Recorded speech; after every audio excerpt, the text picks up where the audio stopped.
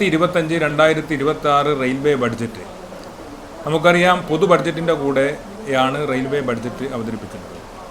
ലഭ്യമായ വിവരം അനുസരിച്ച് കേരളത്തെ സംബന്ധിച്ചിടത്തോളം നിരാശാജനകമാണ് ഈ റെയിൽവേ ബഡ്ജറ്റ്.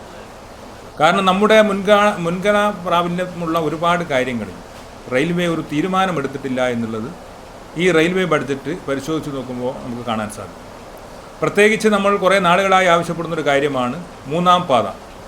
മംഗലാപുരത്ത് നിന്ന് തിരുവനന്തപുരം വരെയുള്ള ഏറ്റവും കൺജസ്റ്റഡ് ആയിട്ടുള്ള റൂട്ടെന്ന നിലയിൽ ഒരു മൂന്നാം പാത വേണമെന്നുള്ളതായിരുന്നു നമ്മുടെ പ്രധാനപ്പെട്ട ഒരാവശ്യം.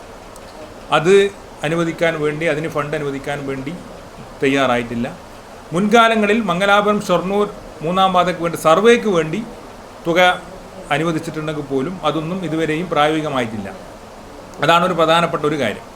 രണ്ട്, നമുക്കറിയാം ഈ ഇന്ത്യ മുഴുവൻ വന്ദേ ഭാരത് സ്ലീപ്പർ സംവിധാനമടക്കം സ്ലീപ്പർ തീവണ്ടി അടക്കം അനുവദിച്ചപ്പോൾ കണ്ണൂരിൽ അല്ലെങ്കിൽ നമ്മുടെ ഇവിടെ നിന്ന് ഈ കേരളത്തിലേക്ക് വേണ്ടത്ര പരിഗണന അതിന് ലഭിച്ചിട്ടില്ല